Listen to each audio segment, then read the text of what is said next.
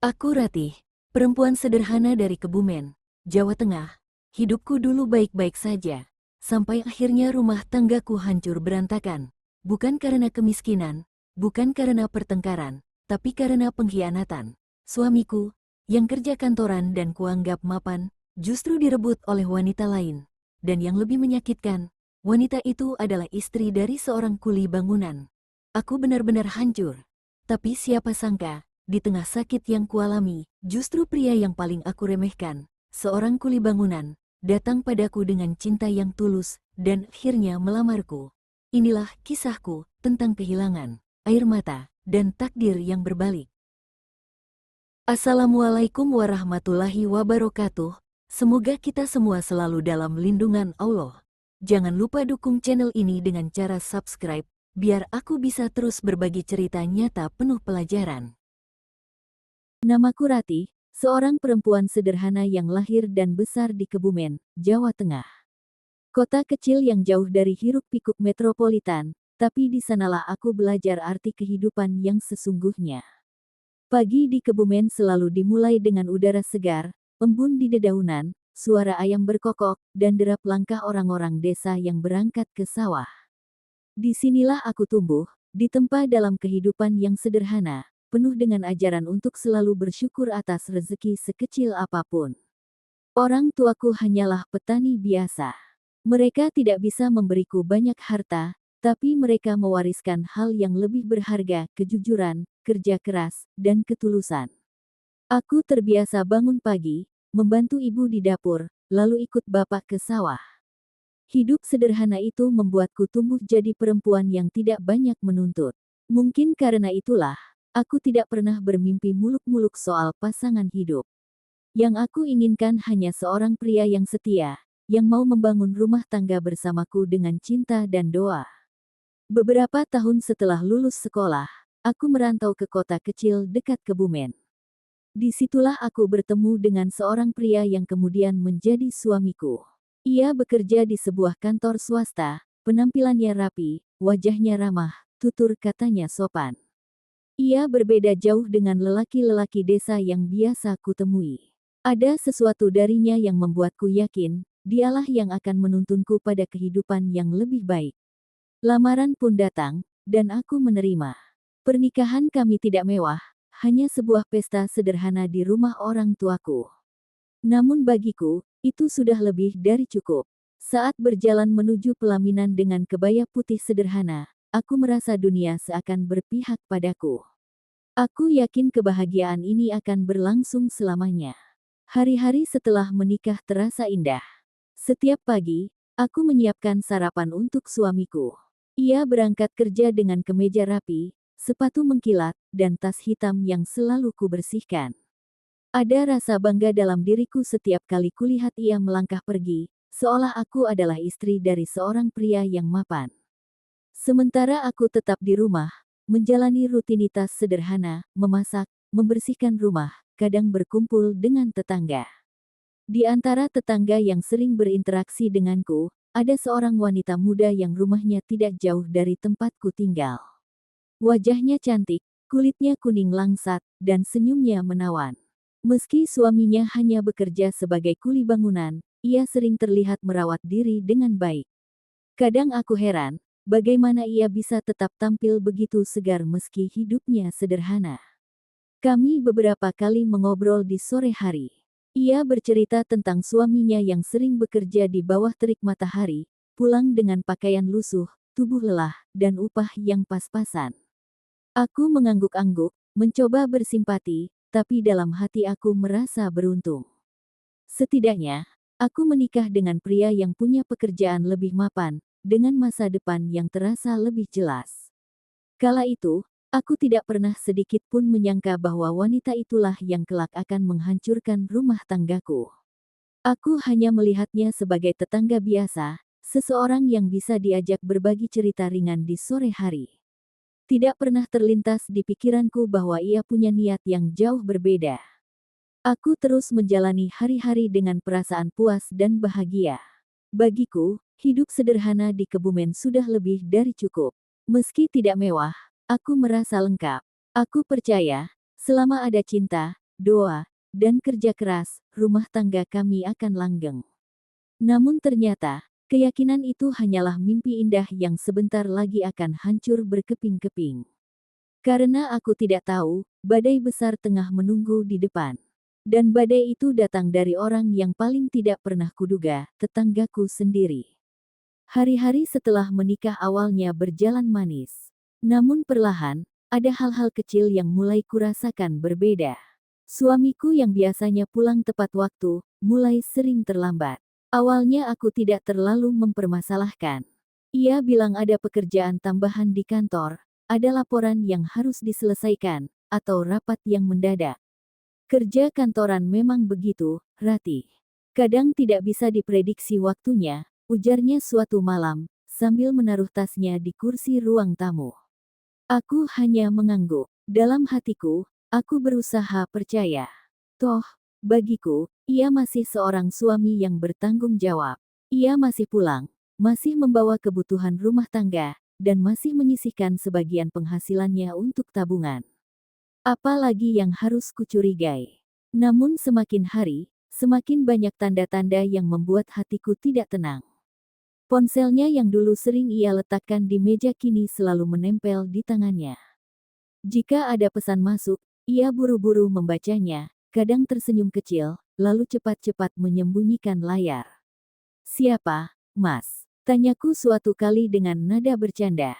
"Teman kantor," jawabnya singkat, lalu beralih topik. Aku mencoba menepis pikiran buruk. Aku tidak mau jadi istri yang penuh curiga. Tapi sebagai perempuan, ada naluri yang sulit dibohongi. Tatapan matanya padaku sudah tidak sama seperti dulu. Kehangatan itu perlahan memudar.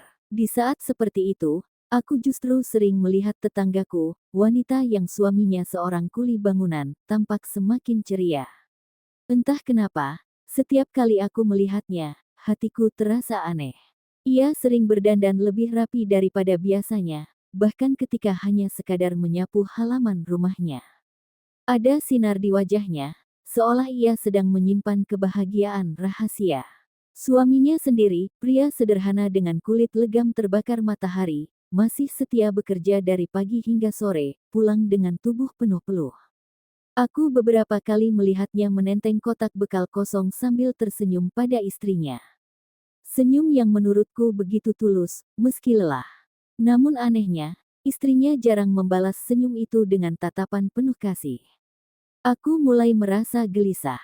Ada perasaan yang tidak bisa kuterjemahkan. Seakan-akan ada sesuatu yang terhubung antara perubahan sikap suamiku dan sikap tetanggaku. Tapi aku mencoba menenangkan hati. Mungkin aku hanya berlebihan, pikirku. Hingga suatu sore, aku melihat sesuatu yang membuat jantungku berdegup lebih kencang dari biasanya. Aku baru pulang dari pasar, membawa sayur-sayuran di dalam keranjang. Saat melewati gang kecil dekat rumah, aku melihat suamiku berdiri di ujung jalan. Ia tampak menunduk, seolah sedang menunggu seseorang. Tidak lama kemudian, dari arah yang sama, tetanggaku itu datang dengan langkah tergesa. Mereka berhenti sebentar, berbicara lirih, lalu suamiku menyerahkan sesuatu ke tangannya, sebuah bungkusan kecil. Aku tertegun, berdiri di balik tembok rumah tetangga yang lain. Apakah itu hanya kebetulan? Atau memang benar mereka saling bertemu secara diam-diam? Aku tidak berani menyimpulkan saat itu juga. Aku melangkah pulang dengan hati yang terasa seperti diremas. Malamnya, ketika suamiku pulang, aku memberanikan diri bertanya. "Mas, tadi sore pulang kantor lewat mana?" Tanyaku seolah-olah biasa saja. "Langsung ke rumah." "Kenapa?" Jawabnya cepat, sambil membuka kancing kemejanya. Aku hanya tersenyum tipis. "Oh, nggak apa-apa." Tapi di dalam hati, pertanyaan demi pertanyaan mulai bermunculan. Mengapa ia berbohong? Apa sebenarnya yang sedang ia sembunyikan? Dan, benarkah prasangkaku soal tetangga itu? Aku mencoba menenangkan diri. Malam itu aku berdoa lama sekali, memohon agar pikiranku hanya berlebihan. Aku masih ingin percaya bahwa suamiku tetaplah suami yang dulu, pria baik yang kucintai dan kupercaya. Namun entah kenapa, ada suara kecil di dalam hatiku yang terus berbisik, Ratih, bersiaplah, karena apa yang akan kau temukan nanti, jauh lebih menyakitkan dari yang kau kira. Beberapa hari setelah kejadian di gang kecil itu, hatiku masih saja gelisah. Bayangan pertemuan suamiku dengan tetangga terus menghantui pikiranku. Setiap kali aku mencoba menepisnya, justru semakin kuat perasaan bahwa ada sesuatu yang tidak beres. Suamiku makin sering pulang larut malam. Alasannya selalu sama, lembur, rapat, pekerjaan menumpuk. Aku mulai mencatat diam-diam jam berangkat dan jam pulangnya. Terkadang alasannya tidak nyambung. Misalnya, ia bilang pulang pukul 9 malam karena rapat, tapi teman kantornya yang tak sengaja kutemui di pasar berkata kalau kantor sudah sepi sejak sore. Puncaknya terjadi pada suatu malam. Aku terbangun sekitar pukul 11, tapi suamiku belum juga pulang. Rasa khawatir bercampur curiga membuatku nekat keluar rumah. Aku berjalan menyusuri jalanan kampung yang mulai sepi. Lampu jalan remang-remang, hanya suara jangkrik dan sesekali motor lewat yang terdengar. Ketika aku melewati sebuah warung kopi di pinggir jalan, mataku seketika terhenti. Di sana, di sudut bangku yang agak tersembunyi, kulihat sosok suamiku. Ia duduk tidak sendirian. Di hadapannya, jelas terlihat tetanggaku, wanita yang selama ini kuanggap teman berbincang. Mereka tertawa pelan, wajah mereka begitu dekat, seolah dunia hanya milik berdua. Aku berdiri kaku, lututku terasa lemas, nafasku tersengal. Tidak ada lagi ruang untuk menyangkal. Apa yang selama ini kurasakan ternyata nyata. Mereka berselingkuh. Aku ingin mendekat, ingin marah, ingin menamparkan wajah keduanya. Tapi kakiku seperti dipaku. Suara di dalam hatiku berperang, satu menyuruhku menyerbu, yang lain menahanku agar tidak membuat keributan di tempat umum. Dengan hati yang hancur, aku hanya berbalik, menahan air mata, dan berjalan pulang dalam diam. Malam itu, aku menangis sampai fajar menyingsing. Rasanya seperti ditikam dari dua arah sekaligus, oleh suami yang kucintai dan oleh tetangga yang kupercaya. Bagaimana mungkin mereka tega? Bukankah masing-masing sudah punya keluarga? Keesokan paginya, aku mencoba berpura-pura tenang. Saat suamiku pulang, aku sudah menunggunya di ruang tamu. Ia tampak kaget melihatku duduk di sana. "Mas, semalam kemana?" Tanyaku dengan suara serendah mungkin, berusaha menahan gejolak. Ia terdiam sejenak, lalu menjawab, lembur, Ratih. Ada laporan yang harus selesai. Aku menatap matanya dalam-dalam. Benarkah?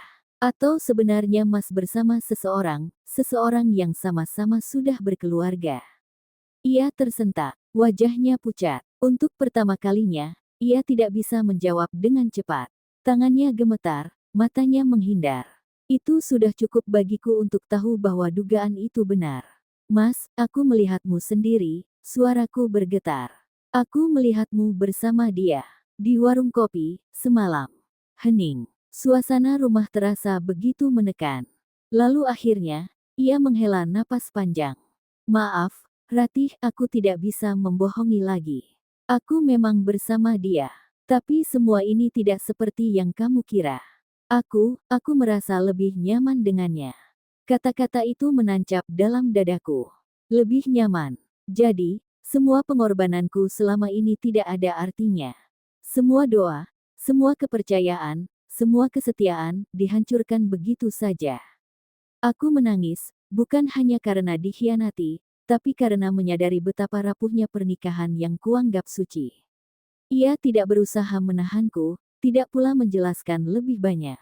Seolah-olah, keputusannya sudah bulat. Hari-hari setelah pengakuan itu terasa seperti neraka. Tatap mata tetangga-tetangga seolah menusukku, meski mungkin mereka belum tahu apa yang terjadi. Aku merasa malu, hancur, dan sendirian. Namun yang paling menyakitkan bukanlah perselingkuhan itu sendiri, melainkan kenyataan bahwa aku masih mencintainya, meski tahu ia sudah tidak lagi memilihku. Aku mulai sadar, badai besar benar-benar sudah datang. Dan ini baru permulaan. Sejak malam pengakuan itu, suasana rumah berubah seperti kuburan. Suamiku semakin jarang berbicara denganku. Jika dulu ia pulang membawa senyum meski lelah, Kini ia hanya datang untuk tidur, lalu pergi lagi esok paginya. Aku berusaha mencari celah, mencoba bicara dari hati ke hati, tapi jawabannya selalu dingin. Ratih, aku sudah tidak bisa lagi. Perasaan itu hilang, ucapnya suatu malam, saat aku mencoba menggenggam tangannya. Aku tercekat, hilang. Apa semudah itu perasaan bisa hilang, Mas? Kita menikah dengan janji, dengan doa, apa itu tidak berarti apa-apa bagimu? Ia menunduk, tidak berani menatapku. Aku salah. Tapi aku tidak bisa membohongi diriku sendiri. Aku nyaman dengan dia. Aku menutup mulut dengan kedua tanganku, berusaha menahan tangis. Ternyata semua yang kulakukan selama ini, menemani, mendoakan, melayani, tidak cukup untuk membuatnya bertahan. Hari-hari berikutnya, kabar itu mulai terdengar di telinga tetangga. Aku bisa merasakannya dari bisikan-bisikan lirih saat aku lewat. Beberapa mata memandangku dengan kasihan, sebagian lagi dengan cibiran. Istrinya direbut tetangga sendiri, begitu kira-kira yang mereka katakan di belakangku. Rasa malu itu menelanku bulat-bulat. Aku tidak berani keluar rumah terlalu lama. Aku hanya menunduk setiap kali harus bertemu orang. Rasanya, harga diriku hancur, seakan aku perempuan gagal menjaga rumah tangganya. Suamiku pun akhirnya benar-benar meninggalkanku.